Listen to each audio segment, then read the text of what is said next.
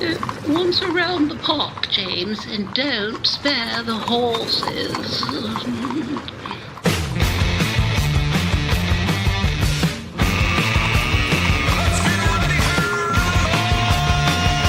It's showtime.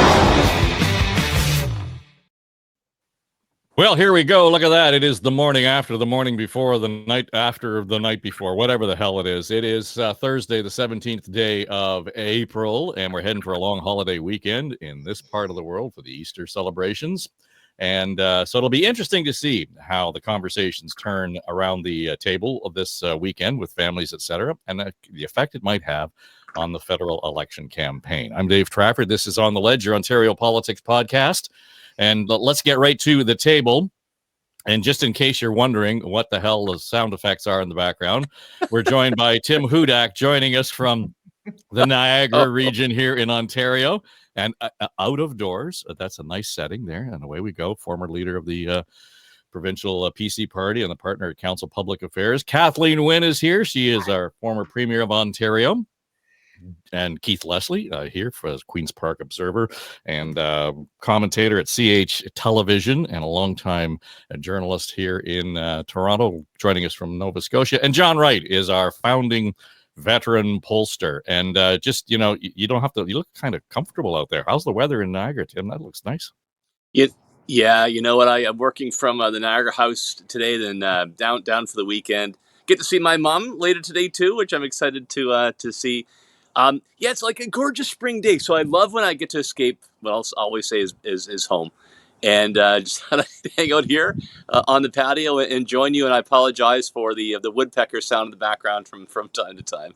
That's all right. We'll punctuate the entire conversation with the sounds of Canadian nature. And for those of you listening on the podcast platforms, John, you'll appreciate I've got my Avro long sleeve T-shirt on, you being honorary colonel with the RCAF, and I'm wearing my Canada Maple Leaf cap. So that's just been the routine. Kathleen Wynne, just your take, and we don't have to dwell too long on it, on the French leaders debate last night. By all accounts, nobody made any real mistakes except Mr. Singh got a little bit crusty with the moderator. He did. He got pretty frustrated towards the end, and I get that. He's kind of been pushed to the side in this election. But I thought that Mark Carney and Pierre Poilievre did what they needed to do. Obviously Mark Carney's French is the weakest. He acknowledges that. He knows that. But I felt that he was doing what I used to do in French class sometimes. He said what he needed to say, and he didn't say any more because he knew if he was going to say more, he was going to get into trouble in terms of vocabulary, syntax, or whatever. But he held his own very well, I thought. And I watched it in French and English. I went back and forth to the translation. Pierre Poilievre, he held himself in check. He didn't get hot. He stayed very calm. And it'll be interesting to see whether he can do that again in the English debate. But and Monsieur Blanchet just held forth. He was all over the place, and he was the most passionate, but also the least relevant in terms of the overall issue. I think overall election. And Tim, we've talked about this before, and in particular when we got into the election here in Ontario, and your commentary on being in that position behind the podium.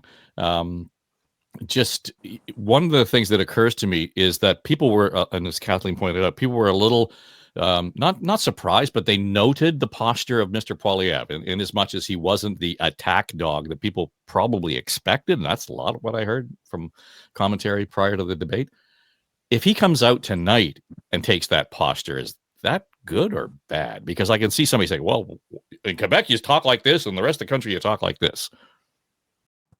Yeah, well, top level, I thought it was a good debate. Like, I speak no French. I had 21 years in the Ontario legislature. I could have taken French lessons. I kept putting it off to tomorrow, and tomorrow never arrived. And so I don't have any direct observations, from understanding what actually transpired. But number one, I thought all the leaders actually executed what I think they needed to do, and they should feel good about carrying out on their plan. And it looked like an actual genuine solid debate. To your question, Dave, yeah, I thought Poilievre executed quite well. Two things I really liked. I liked the way he, carried himself, looking like prime minister in waiting, where, especially when it comes to women voters, he's been seen as just too hot, too angry. And then number two observation I'd say is I'm pleased that he stuck to his guns on some issue that may not be as palatable to Quebecers. He was very strong on oil and gas pipelines. He was a defender of nuclear, and also using notwithstanding clause to make sure that criminals who commit multiple murders actually serve consecutive sentences. To answer your question, will he act that way tonight? I think he's going to be very conscious to demonstrate he's got the chops from a policy point of view, but also from a leadership point of view. I think you'll see the same posture. Keith, the question around always debates is not so much about performance, but the 1A topic is the format. And in this case, it was a bit of a departure from the regular format. I like the idea of the moderator stepping in and pressing on a question. I know Tim doesn't care for the moderator fact checking, but I think at some point we got to, otherwise, they just run off and they answer questions that weren't asked. So in this case, I think it kind of worked. I like the format overall, the 45-second limits, the 35, and then the question open debate. But him, again, take off glasses, look concerned, and put it right to them. No, let's get back on top. Asked about jobs and how you're going to help people who lose their jobs because of the tariffs.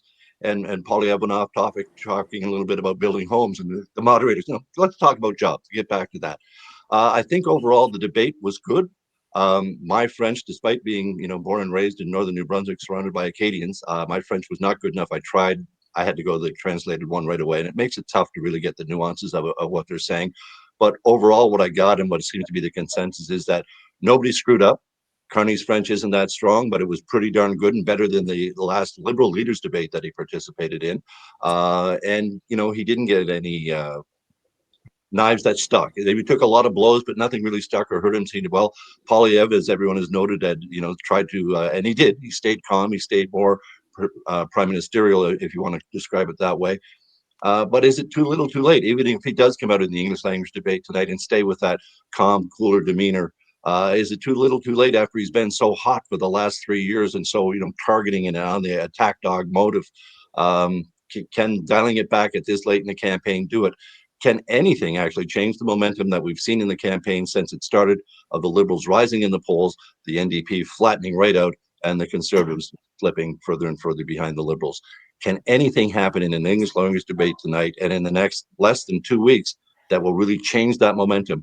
And I'm not so sure there is. I mean, Poilievre has to, again, I think, come out, try and stick as much to policy as he can, which he's done so far very well, and keep it off the leadership issue. But when it comes to the leadership issue, and pretty well everyone they interviewed in the streeters they did for the French language debate, pretty much everybody said it's the tariffs. They're concerned about the economy and the tariffs. Everyone is worried about that. And so that comes to that leadership question. And there's just been no question that since the beginning of the campaign, Carney wins on that leadership question. So, John, what's more significant in terms of pushing the needle? Is it the debate or the actual holiday weekend where families and friends will be sitting around, and this will be kitchen table conversation, I think? It's a bit of both, Dave, because there are a lot of people who just don't watch the debates. What they rely upon is what they hear the next day, what they read the next day, their conversations with their family and friends that they'd be engaged with. So whenever we come across an election where there's like a Thanksgiving weekend or something like this, we always say that there's going to be discussion at the table. So I think it's really important for both of those things to inject it, especially after the English language debate tonight. From a polling point of view, I don't think it shows up till probably next Tuesday or Wednesday in the polling. These overnight polls are ridiculous to try and gain anything from. I mean, there's a whole methodology behind, rolling up 3 nights and sample sizes and the margin of error. So I really will wait till next Tuesday or Wednesday to see if any of this has, come to bear or whether it's all baked in. The last thing I would say, though, is that when I look at these debates, I always remember what my mother said the first time I was on an Ottawa show, flown in the old days, and I was up for CTV with the Parliament Hill in the background doing a show. And I called my mom on the airport and I said, because it was live then, what did you think? And she said, well, I don't know what, your father and I don't really know what you said, but you looked really good and your shoes were really shiny. There you go, Mom. And I think all of us who have been on television get the same thing. If I'm on CP24 in Toronto or City News or something, and it's playing in a bar or in somebody's home, they always go, saw you on TV. And then you kind of go, or I did before. You go, yeah, did you hear what I said? It was kind of like, no, but you look really good. So I'm one of those who says that for those who tune in even briefly, who are not one of the pundits, who are just the regular audience, they're not going to pay a lot of attention oftentimes to what is actually said. They're going to look at the demeanor of what's going on. And so when I view that, I think Mr. Carney had to hold his own last night, got out okay. Mr. Poilievre, in much the same way, was different. He was quieter. He wasn't the attack dog.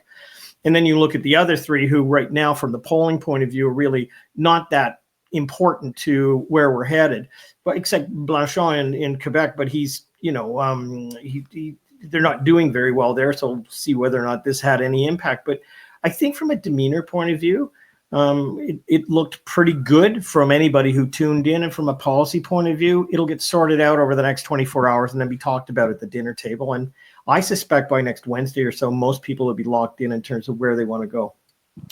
Kathleen, Wynne, I just want... Yeah, go ahead.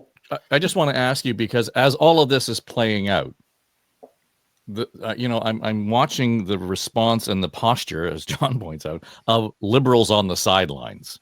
They're kind of ticking it off every time and saying, "I wish the election were today," kind of feel to this, because even when you look at the seat modeling and the aggregators, it's getting closer in terms of the two front parties. So there's a feeling of the bubble's going to burst if we don't take advantage of what's in front of us right now. What's your read of the Liberal posture, and just in terms of the supporters, those people who are working the campaigns, in terms of we got to get this over with? So I've been out in about 6 or 7 campaigns knocking on doors. Yesterday I was in Barrie, Springwater, Oromodonte with the Liberal candidate Rose Zacharias. And there's definitely an element of that, Dave. Could we just have the election yesterday? It'd be great. But they're feeling good, Dave. They're feeling positive. They're getting a really good response to Carney at the door. Yesterday in the poll that we were doing, Rose got at least 3 conservatives who were saying, I'm moving to Liberals this time. Now, that's not a riding that is a sure thing by any stretch of the imagination. And the Liberals will have to do very well to win that riding. But she's a great candidate. And, she's knocking on doors. She's got a really good team. They're energized, Dave. They're feeling positive. And I think that the debate last night is going to, not that it's going to be a huge shot in the arm, but there's going to be a sigh of relief. Everything went well.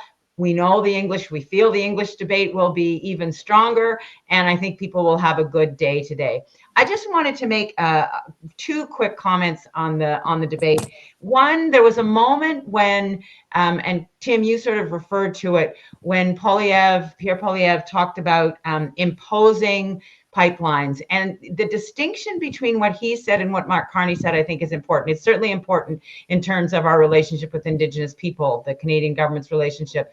What Mark Carney said was that they would work with Indigenous people. What Poilievre said was there's going to be an imposition of these projects. And that's a fine policy difference, and it won't be picked up necessarily, but we need to pay attention to that, because that's the kind of policy decision that's going to be really problematic if Pierre Poilievre becomes the prime minister.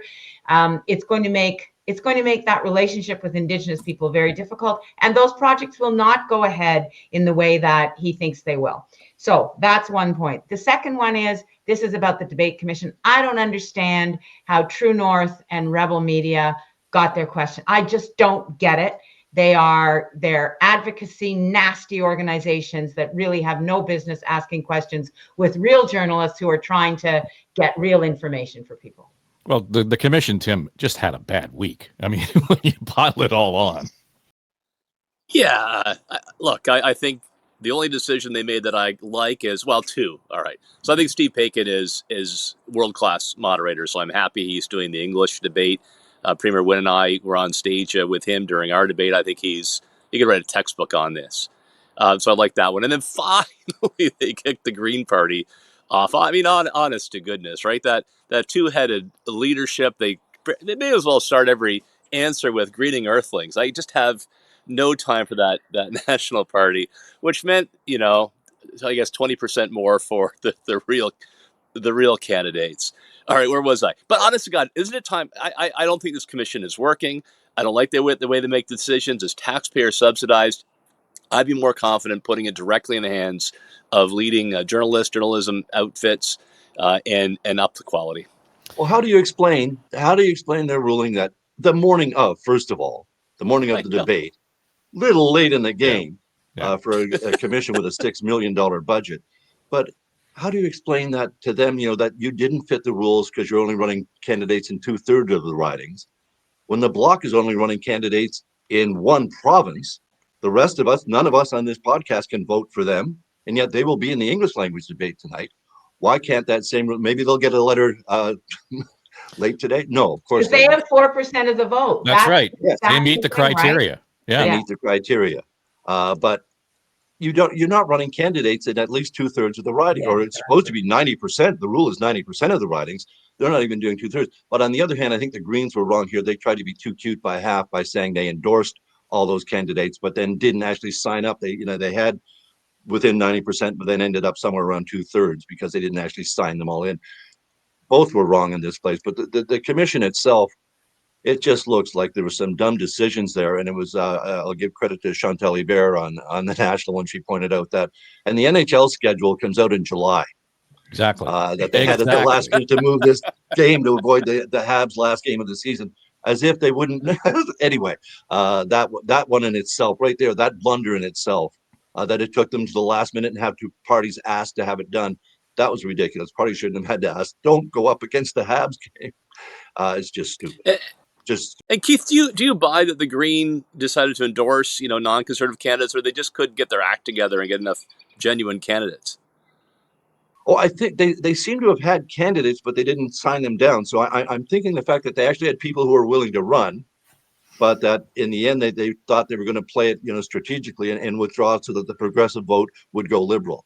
I don't see how that's going to work for them, but it's as I say, if that's not the case, I mean, if it was just a matter of they pretended to have the endorsement, they pretend to endorse all these people who really hadn't signed them up, that's even worse. And something else that the debate commission should have figured out, because I think the deadline for that 90% of candidates was April 7th. So why are we talking about it at this point? Way too late. So the commission clearly did not do its job on so many fronts. But again, perhaps Tim's right, the most egregious being, going up against the hockey game. But Rebel, not to make too light of it, Kathleen's point about Rebel News and them asking questions. Yeah. Come on, what are you doing? And at least Jagmeet Singh refused to take the questions, and the other candidates should have done the same thing. Yeah. I, as a reporter, used to leave. I remember, I'm so old. There was a time, you people will remember him, when the neo-Nazi Ernst Zundel claimed to be a reporter. Yep. And he would show up at news conferences and start with his yellow hard hat on and his groups behind him supporting him. And he would start asking questions. And I remember, I think it was Robert Kaplan was a federal minister. And he started answering. I said, "You're not going to answer him, are you?" I literally called up and he said, "Yes." And I went up and I took down my microphone and tape deck and said, "Well, I'm not going to be recording your answer to this." I mean, even then that was offensive. And to have them this many, I'm not saying they're neo-Nazis, but they're certainly propagandists. They have a paid agenda and they raise funds to promote their agenda. It's not journalism, not even close to being journalism. Yeah, John Wright, the whole, again, the conversation around the debate had little to do with the substance coming out of it. It was focused on the actual detail, the organization, the format, all of these things. And it brings us back to the perennial question when we get to the debates. Is it worth the time in the campaign to be taking effectively 3 days off out of the campaign, maybe more because there's prep work to be done, rather than actually being out there knocking on doors? Well, sure. But in elections, you have to take part in one or two of them. And this was, one that had to be done. So when you're a federal leader, you have to go into that arena. You have to put yourself on the line with everybody else, and people want to see what you look like. Remember, there's so many people in this country who don't tune into these things, don't tune into elections, but there's a number of others who want to see what they want to say. Here's what I think people don't want to tune into, and that is a bunch of people screaming and yelling at each other. I think, there's been this whole view since Brian Mulroney did that rare knockout that you're supposed to talk over people. I mean, the municipal debates are ridiculous when you see them on television, because, there's like 7 or 8 people in there. You can't get a word in. After a while, who would want to be held a prisoner in there, much like those of us who are made to watch this, when you could be watching a hockey game? And I think that's what it comes down to for me. What I liked about last night was it was very controlled but engaging. You didn't have people screaming and yelling over each other. We actually got an interesting debate on topics where you could contrast, one versus the other and how they looked. I would also say that I go back to the debate that was held at Roy Thompson Hall, I think it was, with Richard Griffiths, and that was in the 2015 campaign, and Justin Trudeau taking on Stephen Harper. It was respectful. It was controlled. There was a way in which you actually listened to the leader say something and get something out. So I think outside of the commission and all the ridiculous things that were going on there, what I really enjoyed about last night, as a bit of a political geek, but also someone who's seen this for a long time, was an engaging moderator, but such to the point that you didn't allow them to interact so much that other people would kind of tune out. So I think that's the most important thing. If Steve Paikin can control the English debate tonight to that degree, well, then it is worth it for candidates to go into an arena like that and to get their point across. But I don't know how in today's age you could avoid it without having a huge controversy. Okay, well, while the debate was going on, the French debate, that is, I'm sitting on my phone and I'm looking down and I see this story pop into my feed from the New York Times, and it's all about the Therme development at Ontario Place. And there's a whole bunch of things that are flying around here, Keith, in terms of my response to that story. Good on the Times for doing the investigation. Actually, it prompted me to subscribe to the New York Times. So there I went and made sure I did that. But the questions around Therme are extraordinary, to the point where it's only coming to light now, only because New York Times did good journalism on this. Now, it doesn't necessarily mean to me that Therme shouldn't be involved at Ontario Place just on the surface of it, but holy shit. I mean, seriously, how did we miss this and not know that this was the state of that company, that in fact they misrepresented themselves in no uncertain terms? Well, what looked to most of us like a really, really shitty deal for taxpayers in the first place, a 95-year lease for prime waterfront land to an Austrian spa company, turns out to, if the New York Times is correct, looks an awful lot more like a con job. I mean, they claim to have 6 of these giant spas operating in Europe and around, and the experience of running them all. And it turns out they had 1 in Bucharest. And yet their company name and even their logo were pretty much the name Therme was a name of the other company that ran 5 other spas in Europe. They had the same name, took the same Venus and a half shell logo, although slightly different coloring. I mean, they really, really misrepresented, it seems intentionally, that they had way more assets than they did, way more experience than they did, when even apparently Infrastructure Ontario uncovered at the time that they only had about €1 million in actual liquidity. So there's a question as to how this process got back. But the New York Times journalism here is great. Basically, it appears that the Ontario government was conned by a company that said it had far more, as I say, experience and assets than it did. And it then turned around and took the contract it got from Ontario. Remember, Ontario taxpayers are on the hook here for hundreds of millions of dollars just in advanced prep work on the West Island and the Ontario Place site to get it ready for Therme to come in and for Live Nation as well. So there's taxpayers are already on the hook for hundreds of millions of dollars in this deal. It never did seem to be a good deal for taxpayers. But now we have this company that appears, clearly misled the government of Ontario. And, the Premier said, well, no, it was all, one company, they bought the other one out. Well, no, if you read into the New York Times article, the one didn't buy the other one out.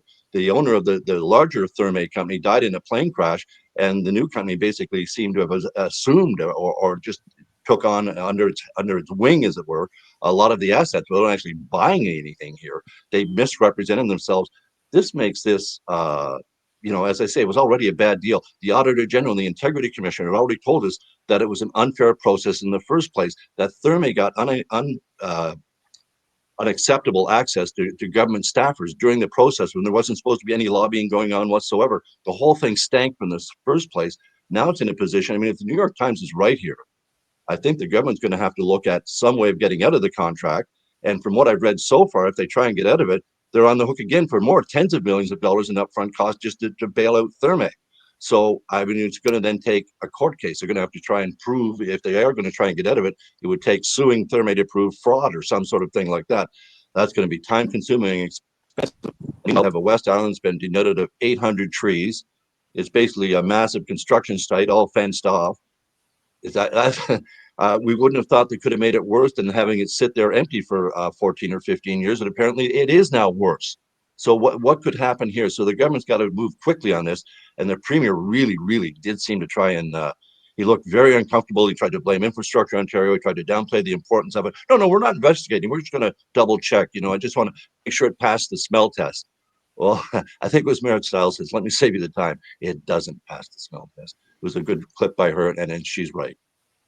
Well, Tim, I think the line in the story that struck me is that the Therme, the company that got the deal here in Ontario, didn't inherit the original company, but it inherited its story, and that was sort of the track they went down, and that there wasn't any transparency. Are you all right there? You're not on the train track or anything, right? Just want to make sure you're safe. That Johnny Cash song, right? I can hear while we're doing the pod.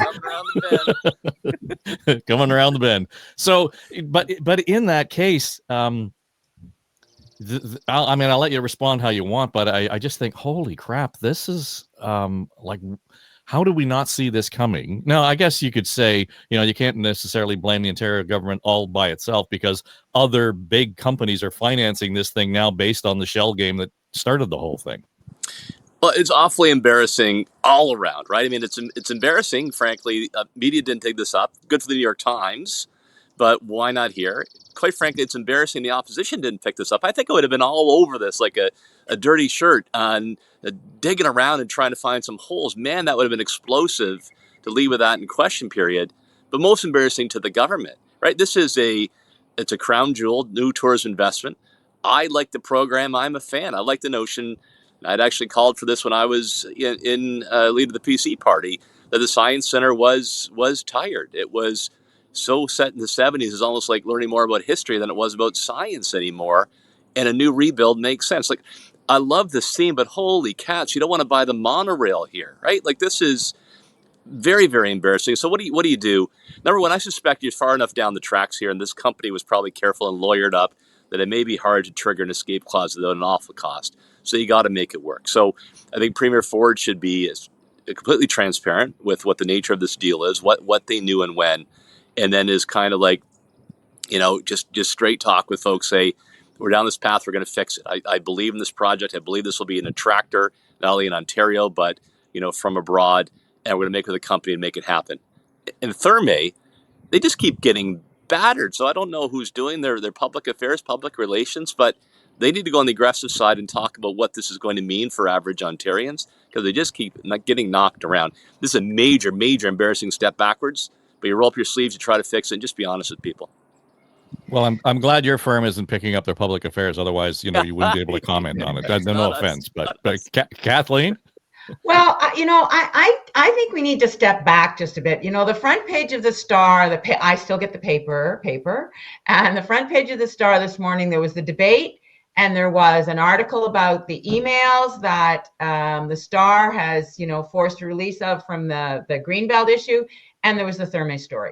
This is a government that is not careful in process, right? It doesn't put good processes in place, and it keeps getting into trouble, whether it's Greenbelt, whether it's the Ontario Place, whether it's the autism program, whether it's green energy. Look at a whole lot of bad process in the way this government does business. So I would say fine. I agree with Tim. You know, the premier needs to do a review of this. He said he's going to do a review. I would argue that the opposition, particularly Marit Stiles, has been on this from the beginning and has said there's something wrong here. It's costing too much. It doesn't look right.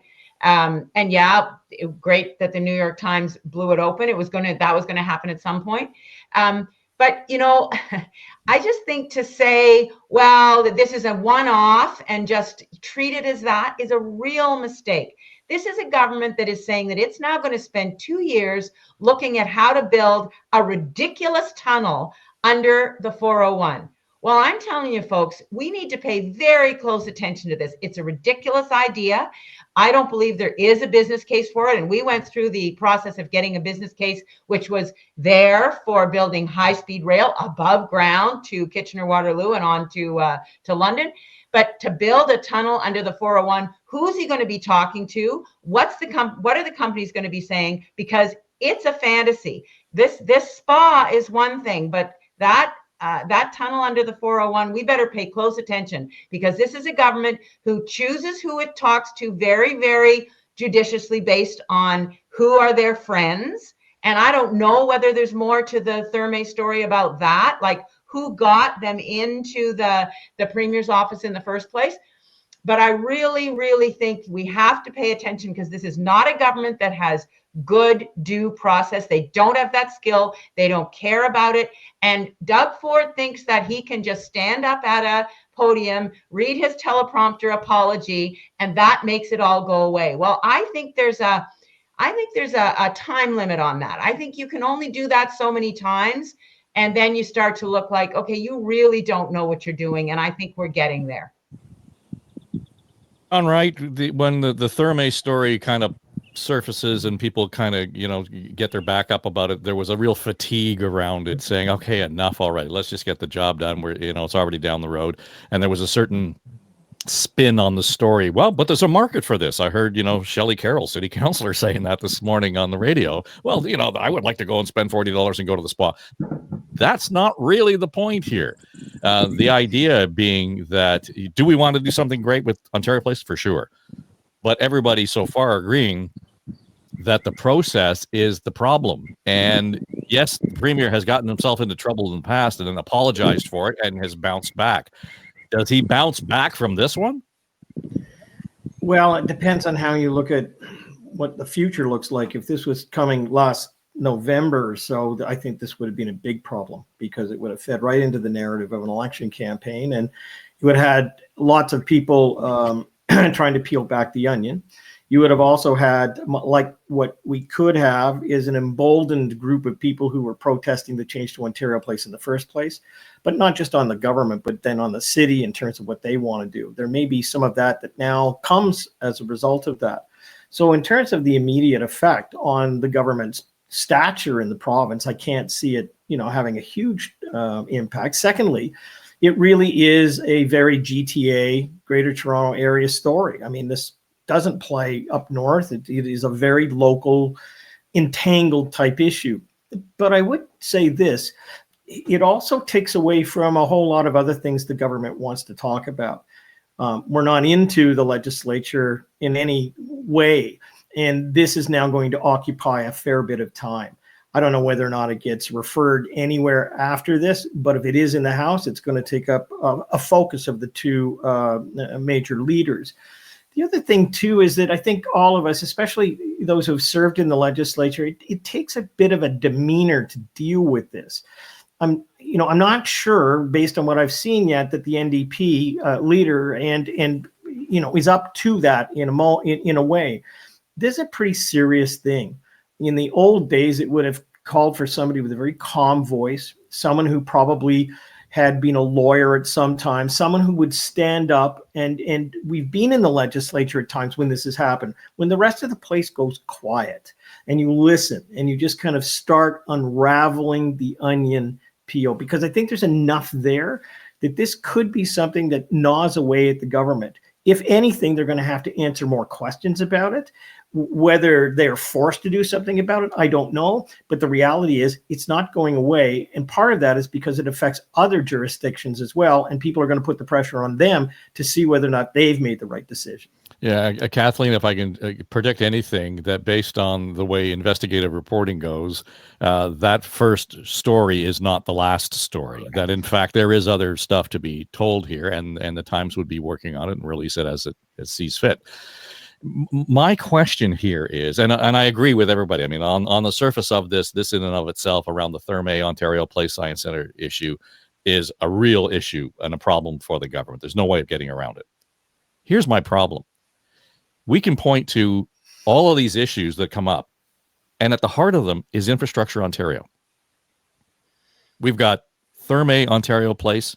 We've got Metrolinx now is still an issue across town. We've got the trial, the court case that went on around St. Mike's Hospital procurement and IO's involvement and all that.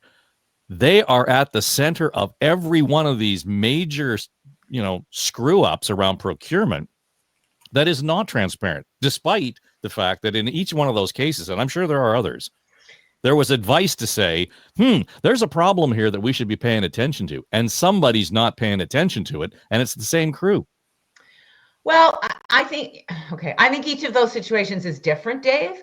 And I would say in terms of this Ontario Place issue and the Greenbelt, I think that, yes, infrastructure is involved in Ontario Place, but the buck for those issues stops with the process that is designed and is authorized in the Premier's office. There is no doubt in my mind that the Premier's office knew what was going on with the Greenbelt. I mean, obviously there are questions about that, and that's still under investigation. I'm just saying my guess is that the kind of devil may care, we're just going to do this, we're going to, he talks like that. He says, I'm going to get a bulldozer and I'm going to open up the ring of fire. Well, that doesn't happen, but that's the attitude that process is dull, process is not necessary. And I think that's how we've gotten into trouble. What role Infrastructure Ontario has played in each one of those situations, I think, is different.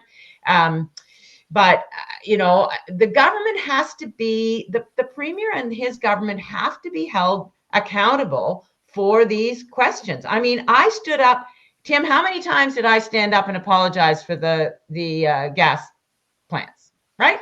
I mean, the issue came right to Dalton's desk and then to my desk when I became the Premier, had to take accountability for it, had to talk about it and explain it and take responsibility for it, so that was an issue. And I think it's the same with these issues, Dave. The Premier is going to have to take responsibility at some point. And look, I mean, maybe it wasn't Ontario Place, but there was a good reason that this Premier wanted to have his election early. The Greenbelt was part of that for sure. And who knows what else he didn't want to have to deal with now. He wanted to get it out of the way, get the election. He's got his mandate.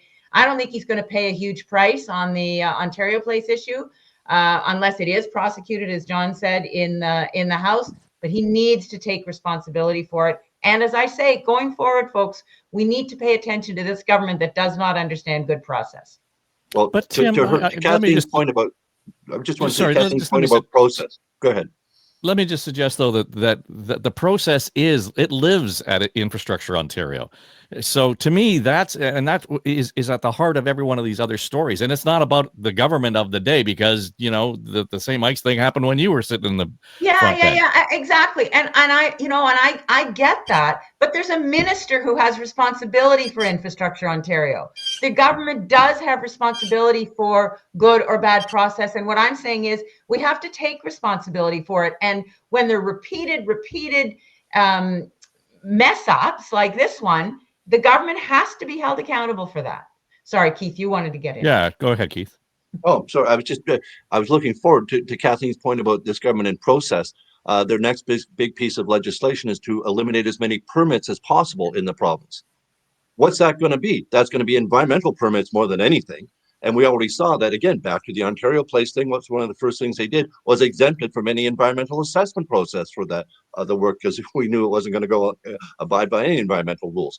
So this government is hell-bent on getting things done quicker and faster and overruling the regulations, essentially by wiping them out. So I would want to keep a very close eye going forward on exactly what they mean by permits that they're looking to get rid of.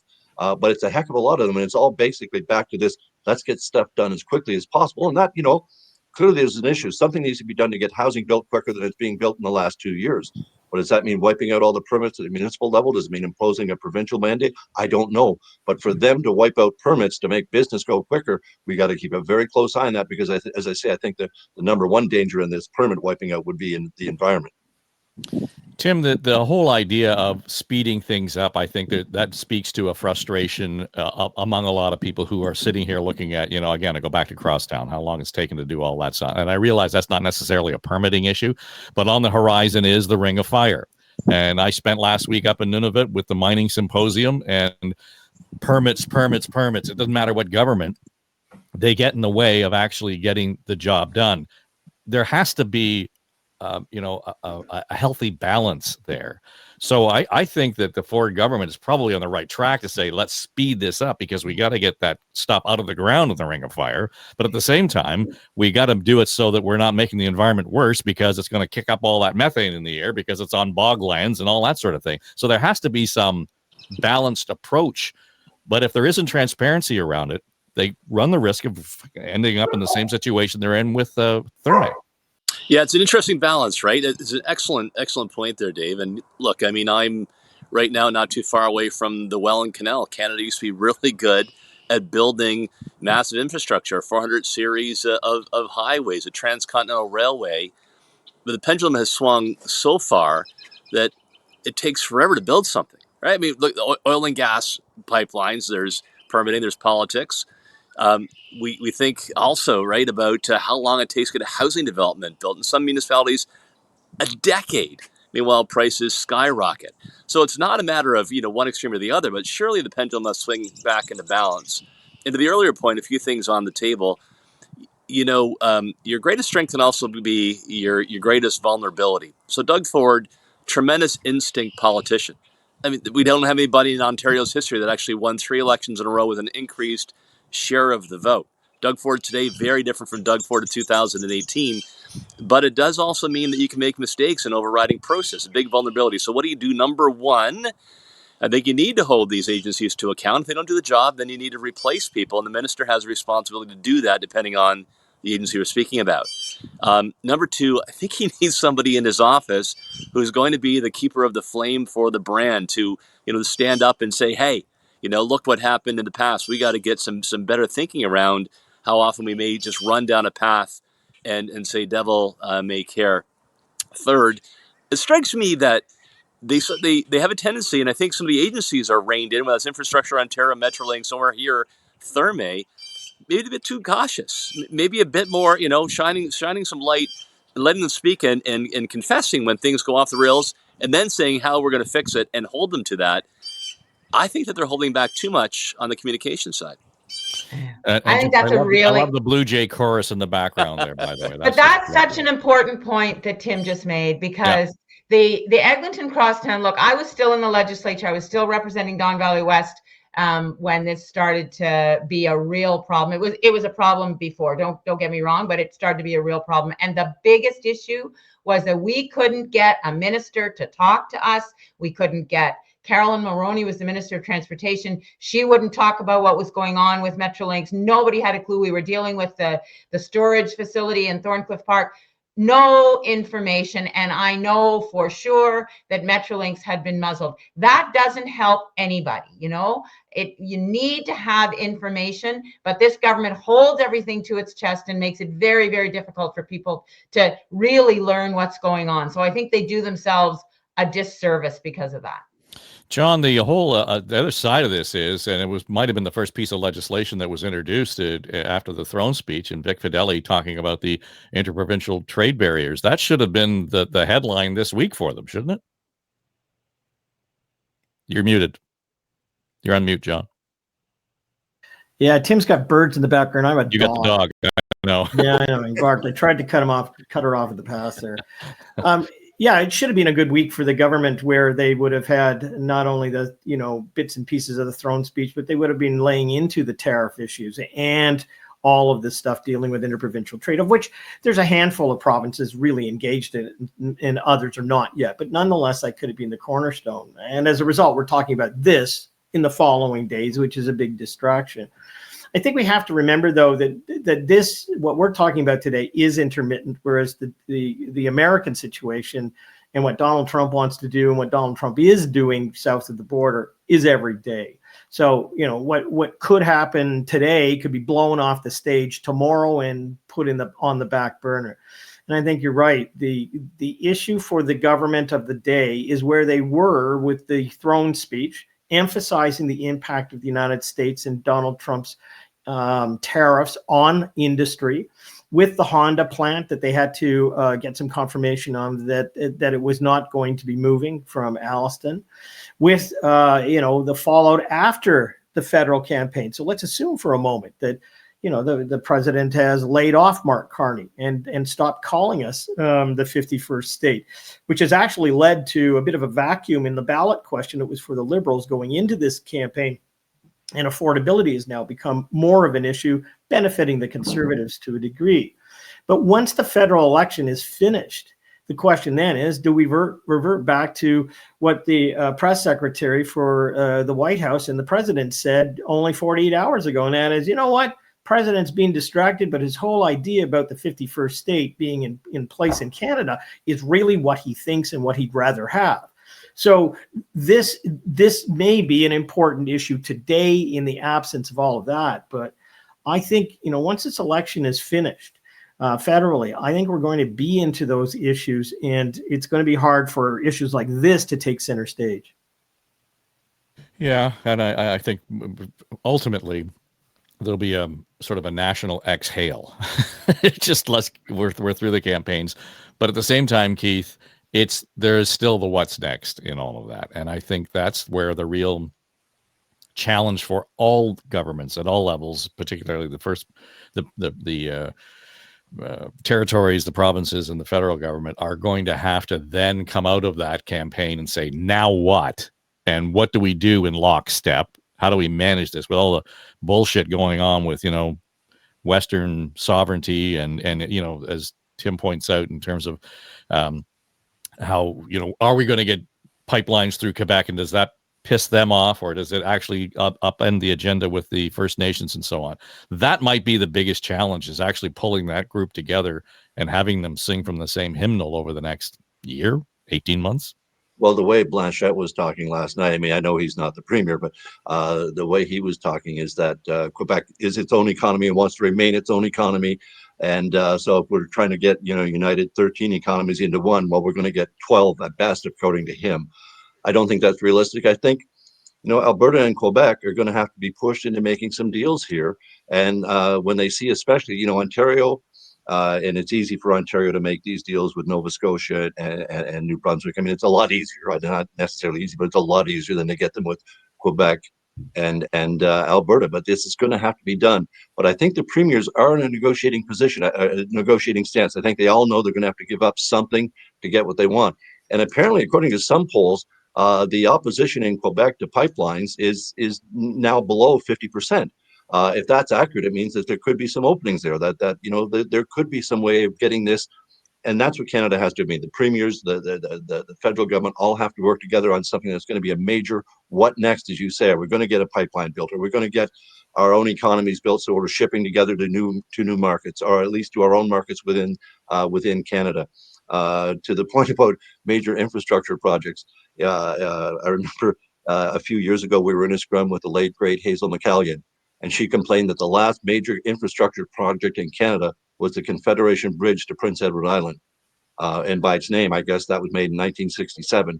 And she's right. Name another major infrastructure project in Canada. There's been some minor, light rails and different things, but a major infrastructure project in Canada, we're due for some. And I think it's going to take united provincial and federal government to get it done. It may not get the 13 into one, but I think we can get an awful lot of the issues cleared out of the way that we've seen in some of these interprovincial barriers. And the most important one that I've seen, certainly in the memorandums of understanding Ontario signed yesterday, is the labor mobility. If you're a nurse or a doctor in British Columbia or Prince Edward Island or anywhere else, why can't you be a nurse anywhere else in Canada? Same with all these sorts of things. So I think those sorts of things are huge. The labor mobility is a massive issue. If they can work out allowing construction crews to move around, again, it's going to make for more business opportunities for everybody. So there's some absolute gains to be made there, but it's going to take some political negotiations and some concessions. Some provinces are going to have to take some pain, but we already know Ontario and Quebec are taking some pain right off the bat from Trump's tariffs. So the rest of Canada is going to help out here, and we need mostly united fronters, as united a front as we can get. Before we go, we would be remiss if we did not acknowledge that we are heading for the Battle of Ontario. And so the Leafs and the Senators will be playing off. But I suggested yesterday, Kathleen, that fight might be closer and a tighter race than what we're seeing in most of the polling in Ontario as far as the federal campaign is concerned. And if, in fact, the Liberals win a lot of the seats in Ontario, how does that play into that dynamic that Keith was talking about in terms of, we've got the Liberals have a mandate in Ontario, particularly up against Doug Ford's mandate in Ontario. Well, I don't think it'll be up against, though. I think that I actually think that, to Keith's point about, the work that Doug Ford is doing in terms of removing those interprovincial trade barriers, or attempting to, I think that absolutely is consistent and completely aligned with what Mark Carney's talking about in terms of one economy. And it was interesting how many times Blanchet said 13 economies last night. But Carney has been very clear about the one economy. I just want to make one point on this, though. When we talk about provincial, territorial governments and the federal government, Dave, you've just been in Nunavut. We cannot forget that there are Indigenous governments who are asking for government-to-government relationships. Part of the reconciliation process in this country is about that conversation, government to government to government. And so when we talk about permits, the permitting discussion around the Ring of Fire in Northern Ontario, I can tell you, is very real and alive, and it will be on any project that we try to do in the country. And if we don't start incorporating that into our conscious conversation about these issues, we're going to have a rude awakening when when I say we, the leaders sit down to try to push these projects forward. There has to be a relationship built in order for that government to government conversation to happen. Yeah, the complexity of just the government in the Arctic, Tim, was fascinating to me and revealing to me. I mean, we got into a whole conversation about the caribou migration and how that is playing so deeply in the territorial politics, overlapping with Manitoba. Nobody outside of that area is talking about it, but how important it is and how tangled it is. So yes, we're going to have to certainly, I think, approach it from that perspective in the context of reconciliation, because that's going to be part of it, right? Raising the economy, making sure there's a good, solid wage economy in these parts of the world, parts of Canada. That's critical. And I think it actually is part of this larger discussion about interprovincial, interterritorial trade and barriers. Yeah, I agree 100%. We have elements of that in Northern Ontario as well. I mean, we do need to move forward. You try to get as much, support as possible.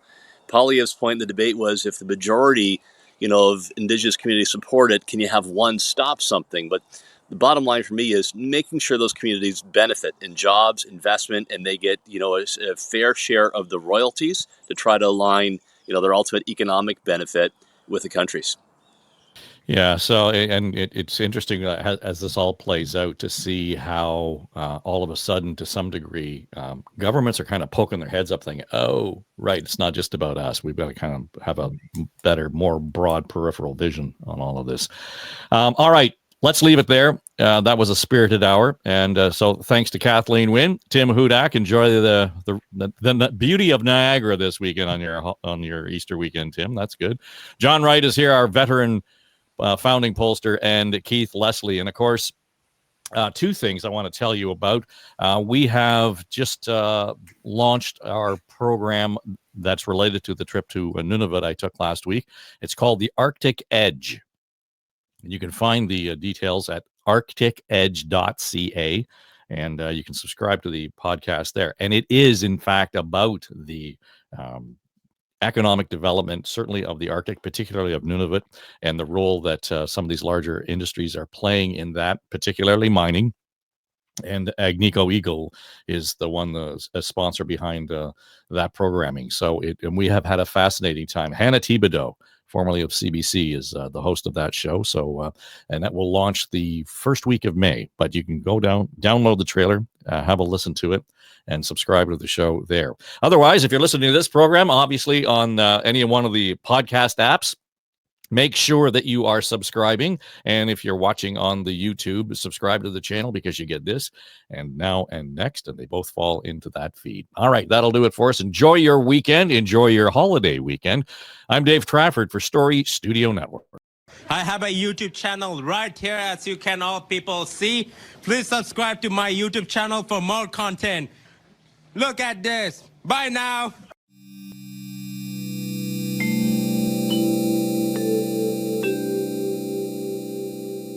This is SSN.